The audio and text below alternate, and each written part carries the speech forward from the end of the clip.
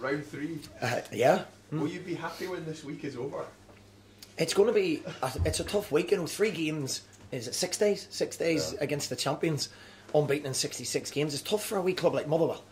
When I read in the paper the other day, the gap between us and Celtic and PSG is actually double financially, the financial disparity. So, that makes it tough. The fact that there's been so much publicity around it means there must have been decent games. There must have been competitive.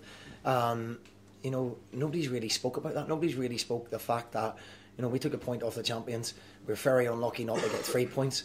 And a final was very close up until decisions sort of changed the game. So nobody's really spoke about the football aspects of it. It's only the controversial decisions, which is a shame. Can you elaborate on the statement that came out last night? Which bit of it? What are you actually seeking in terms of clarification? What are you expecting John Fleming to tell you that's going to reassure you? In truth, I'm expecting nothing. That's above me. Okay, the people above me have gone to John Fleming. For me, the decision was made on. Let's be honest, Celtic won the cup. We're not going to change that. Okay, they came back and got a point the other night, and we took a point off the champions. That's facts. We're not going to change that. So all the appealing in the world and all the moaning in the world isn't going to change that. So I'm not hoping to achieve anything. What I'm hoping to achieve is a result against Celtic on Saturday. The statement said that, there was obviously frustration at the late penalty. Has your frustration dissipated a little bit now that there appears to be another angle of the incident which gives an alternative viewpoint? Has your viewpoint on that incident changed at all? No. So you still believe it wasn't a penalty? Yeah. But I don't make the decision. I just pick the team. I don't make the decision. We usually all had the benefit of watching it 3 days later. And you have the benefit of 25 different angles. The referee doesn't have that, when he has to make a decision. And what I will say is, referees they do it with integrity. They do their best with it, But the speed of the game and how easily people go down nowadays, and that's all over the world. That's not just in Scottish football, but that's all we're talking about. No one's talking about how good a game it was, and we're meant to be promoting Scottish football instead of talking about the negative aspects of it all the time. So that's what I prefer to do. From your point of view, speaking to your players then going into this game on Saturday, given that they've conceded 2 penalties in 2 games, do you need to warn your defenders, speak to your defenders, look guys, be careful in the box, because it's happened twice in 2 games here? It's probably something you need to be aware of, yeah, because you literally cannot touch players. That's not just Celtic players, but that's every players. That's just modern day football. There's very minimal contact now, where you end up free kicks and penalties, and free kicks for and against. So the game's changed a lot. But I can't tell my players to stand off Scott Sinclair and Patrick Roberts. You can't stand off them, because you stand off them, they're going to score. So it's a fine line. It's a fine line. And again, you're just hoping for strong decisions and the right decisions. Some will go your way, some won't. That's football. Stephen, there's obviously a bit of needle between the 2 clubs for right or wrong. How much of this do you think goes back to what was said after your semi-final with Rangers? Needle? There's no need. The fact that Little Motherwell are even rivaling Celtic is a massive credit to the players and staff of this football club. Do you know what I mean? So there's certainly no need. I've got total respect for Brendan Rodgers on his side. Absolutely total respect, as of all my players. Total respect. As I say, for us to be going to Celtic Park in front of 50,000 people is huge for us. It's brilliant. It's great. So there's absolutely no needle. We're going there to win a football match with total respect for the opposition. So I'm not sure where the needle bit comes from. Okay, so Scott Brown's accused one of your players of diving, Louis Moore. Presumably you refute that. I haven't seen what Scott Brown said. In lead up to your goal tonight. Truthfully, that's Scott Brown's opinion, isn't it? We're all entitled to our opinion. I don't make comments on other players. What I will do, I'll give you an example of our players. Richard Tate. Richard got booked for exaggerating contact against Hibs, so we appealed it.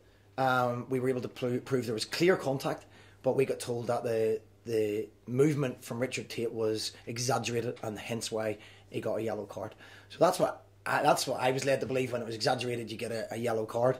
That's obviously not consistent. That's the problem, But what Scott Brown said, that's up to him, Let's talk about how good a player Scott Brown is, and Chris Cadden and Alan Campbell and people like that there. It's just, nobody spoke about Motherwell. You're talking about rivalries, but nobody's actually said that. We had 7 clean sheets all season. We've 9 already. We've won 14 games already, and we only won 13 last season. We've taken 4 points off Celtic and Aberdeen already this season. We took none last year. So let's talk about the positives of what we're doing and where we're trying to take the football club and how well a wee club like Motherwell's competing, rather than somebody said he dived or somebody said it. Let's just get on with the game.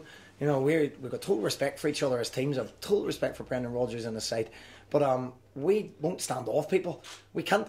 We have to go and try and make the game uncomfortable for Celtic and get in amongst them and try and play our way. After the cup final, the players were saying, well, the next one couldn't come soon enough. Is that the feeling ahead of this one? It's great. They're great games, aren't they? As I said, going to play in front of 50-odd thousand, be a super atmosphere.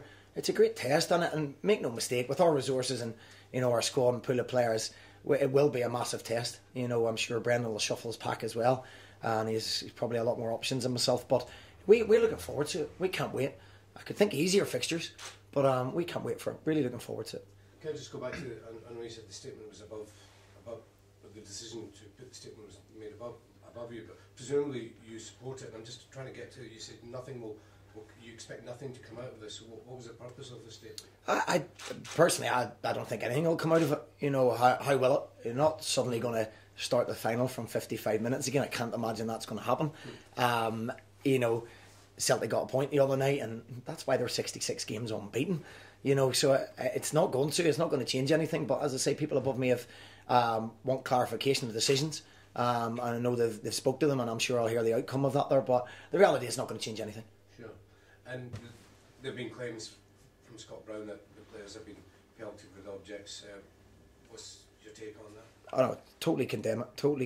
We don't want that at the football club. It's no place in football whatsoever. Nobody should be on the football pitch in any threat at all. So no, not for us at all at the football club. Don't want it. Just speaking to Alan Campbell there, and he was talking about the belief in and around the squad. For you, as the manager, watching that, see the likes of Chris Cadden and Campbell coming through the ranks at Motherwell up against, £4 million players. What inspiration does that give you as the manager to say, right, this squad of players are more than capable of matching up against, multi-million pound players?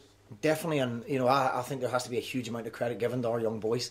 They're not getting paid lots and lots of money, but their desire and passion and their love for Motherwell Football Club. You've used two brilliant examples there. Alan Campbell just epitomises this football club. He will be the best he possibly can be at everything, whether it's press-ups, whether it's pool, whether it's darts. He will be the best because he will work harder than anybody else, and he doesn't fear anybody. That's the thing in this group. They don't actually, they respect people, but there doesn't seem to be any fear at all, and that's credit to the boys. And they've earned that. They've earned that with the stats that I spoke about earlier, and it's a real pleasure to work with them players. It's obviously a really disappointing finish to the game, but when you kind of get over that, do you look back and see that we pushed them all the way, we were that close to beating them? Does that give you hope, not hope, but confidence you can go to Celtic Park and get something? Of course it does. I think the disappointment was how close we come. Let's make no mistake, Trevor Carson was our best player on the pitch. He was outstanding, so and you need that against Celtic if you're going to win games and take points off them. I think, is that their first point they've dropped on the road? I think it is. They've dropped their points at Celtic Park. So again, that's the disappointment, was how close we come to breaking that record, and obviously against a top side. But when you look back in the cold light of day, there were some terrific performances. I thought Alan Campbell was outstanding. Our back four were very good, and Trevor Carson, as everyone's already spoke about. So some really, really top performances there. So we need to take that again. We need the same level of performance, the same discipline, the same level of commitment, and maybe another little bit of quality. So every time we're asking them to raise it again, can we raise it another 5%?